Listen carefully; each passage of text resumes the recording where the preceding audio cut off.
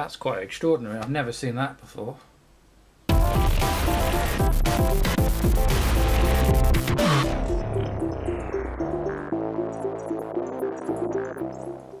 Hi there everybody, and welcome back to the Wi-Fi Sheep channel with me, Tom. Right, bit of a development. My PC broke. In particular this PC. Yes, I'll just tilt the camera, pan the camera, sorry. That is actually the state of it. Believe it or not, that's actually a Hewlett-Packard Pavilion, and the model is t850 tower computer, which I bought new, I think in about 2004. And to be fair, it's been a really credible workhorse machine. It did all my college. It even did my first year of university. I took it with me when I left home to go to university. And it's still with me. Been in store for a couple of years, but has found a new use in recent years because it's very good for playing sort of retro vintage PC video games, the kind of circa late 90s, early 2000s stuff. It's got Windows XP loaded, but also it's one of the last machines that actually had a floppy drive controller built onto the motherboard, which meant that I've been able to use PC driving. This is actually out of a scrap Amiga, and I've actually been able to use this as what they call a bridging computer to write files I can download from the internet, because it's got USB of course, and I can transfer those to floppy disks. So I can write BBC Micro format floppy disks, I can take them back in the other room in the workshop, and then I can actually get software back onto the original 8-bit hardware, and that will work for all sorts of different computer systems. So this machine has actually, it's got itself a use, hence why it sort of kept going, although I do need to access it, so that's why a lot of the cables are hanging out the side. And all was fine until the other month when I was doing those new NULA videos for the BBC Micro, and I wanted to write some of the media to floppy disk. I came to boot this machine up and it powered up, the fans spun just wildly, both of them really fast. No response. The USB was dead, the drives were loaded, but that was about it, nothing else. And I was just thinking to myself, what on earth is going on? I thought maybe it was to do with the monitor, because the last thing it was plugged into was a flat screen TV via the VGA connection. That flat screen had actually gone back to my girlfriend's house, so I asked her, could I borrow your telly? Brought it back here, tried that, no, still didn't work, so it wasn't a video driver issue. I took the video card, which is here, I took it out the machine, cleaned it, put it back in, still didn't fix the issue. I thought maybe it's a CMOS, or what we call PRAM, backup battery problem. The backup battery, in a minute I'll show you more of the machine inside. Backup battery's down here, it's a little sort of, what do you call it? Got one here. Yeah, it's one of these sort of little disc batteries, a bit like that. Took that out, wouldn't boot, put it back in, wouldn't boot. And I was absolutely stumped, and I generally thought this is probably the end of this machine. I was beginning to think, is it the power supply? Could I get spare parts? I don't want to spend a lot of money. You know, nightmare. And of course the problem is I don't have another PC or IBM clone type PC. All I have are BBC Micros, and the rest are actually Macs, ironically. And not all the parts are interchangeable with the Macs. So I was a bit stuck. And then just as a fluke, I thought I'll take one of the RAM card sets or chipsets out. This machine shipped with a single stick of 512 DDR1 RAM, and I decided to upgrade it, so I bought a gig of RAM and I put it in alongside. So this machine was running on a gig 512. So I took my gig stick of RAM out, just thinking let's see what happens, and amazingly the computer booted. And I was like, what the hell? So I had a closer look at the RAM. I've got the stick up here. Let me show you what I found. Okay, so this was bought from the now defunct Maplin store. Maplin, a UK electronics supplier, went bust last month now. Where are we? We're in the beginning of June now, so yeah, I think they went bust a month, 2 months ago. Anyway, this is the RAM stick I pulled out. I do apologise for the shouting outside. I've got the windows open, it's very warm and there's a lot of kids around and stuff, so that's what all the noise is. Anyway, look here. This sort of strange dark corrosion, and I'm not sure if that's a scorch mark or if that's something that's leaked, because it runs all along the side of the board there, all along here.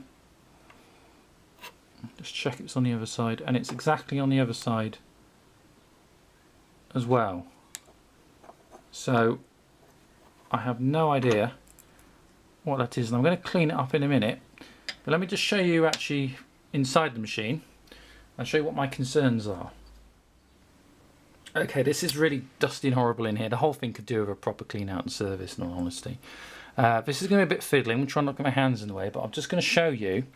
So we'll try and pull some of the power bus leads out of the way. So you can probably just make out the 512 stick of RAM is here. There we are, it's just there. And basically this blue slot here is where the 1 gig was. Now if you notice up top, there's a couple of capacitors. There's one there and there's one there. Where that black splodge is exactly in line with this capacitor. So what I'm wondering is, have the caps begun to leak electrolytic fluid? Which is possible.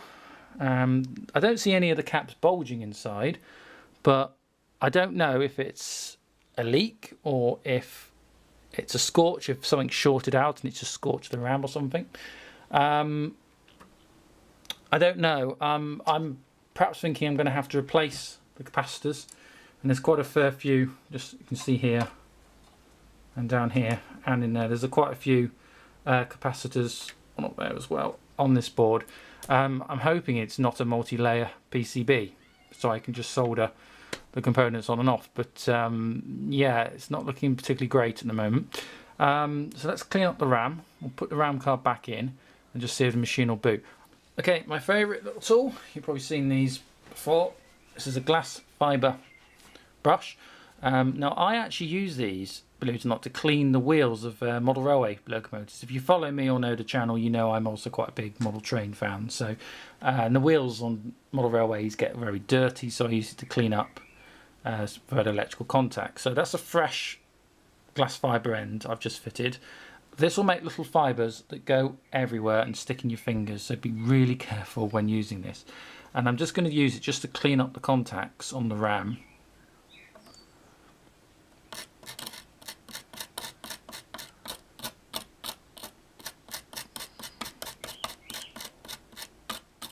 I don't know actually if that pin is completely corroded off or missing. Let's do the other side. See, it cleans it up. You can use these actually on your game cartridges as well to clean up the edge connector pins.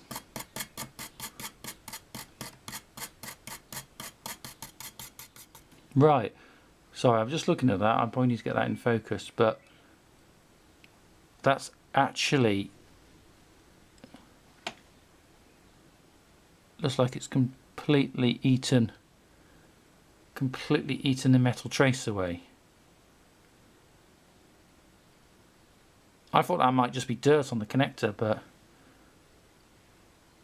you can actually see there this little black notch is actually where it's eaten the trace completely. That's quite extraordinary. I've never seen that before. I'll be very interested actually watching this, and you're still with us at this point. Thank you for staying.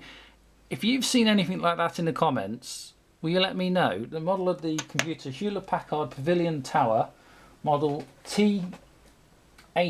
It is .uk. The .uk bit's probably irrelevant, as it's a model t850 from about 2004. That's extraordinary. I think what that's actually done is that's eaten the metal.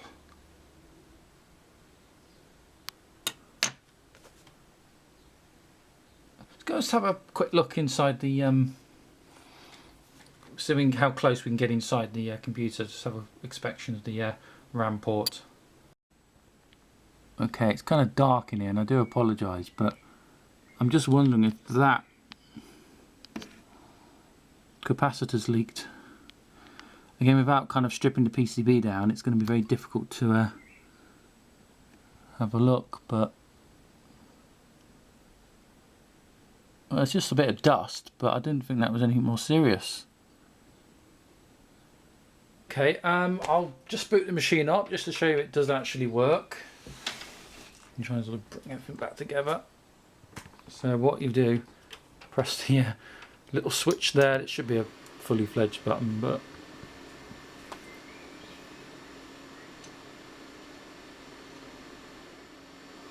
I kind of knew it probably wouldn't play ball. What's wrong with you now?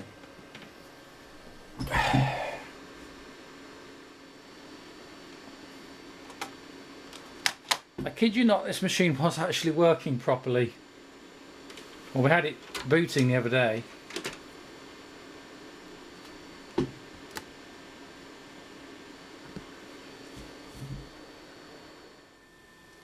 Okay, I've just taken the 512 stick out, reseated it, put it back in, and the machine's booting now.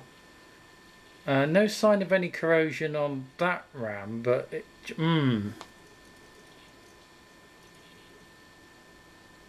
So me and my stories of, oh, it does work. Let's actually see. I mean, you try and minimise screen glare a little bit, but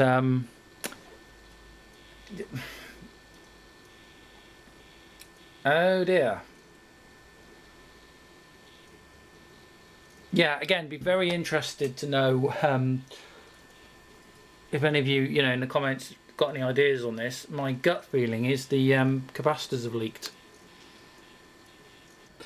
Yeah, is that not the desktop of a computer that's earned its keep and has worked very, very hard? I'm kind of proud of myself and also horrified at the same time, but there you go. Oh dear, yeah, so something's not right in there. I'm just thinking capacitors have leaked. Anyway, any assistance, any ideas, do let us know. And as ever, thanks so much for watching this Wi-Fi Sheep tech video. Don't forget to like and subscribe to us here on the channel. And as always, I'll see you real soon. Bye for now.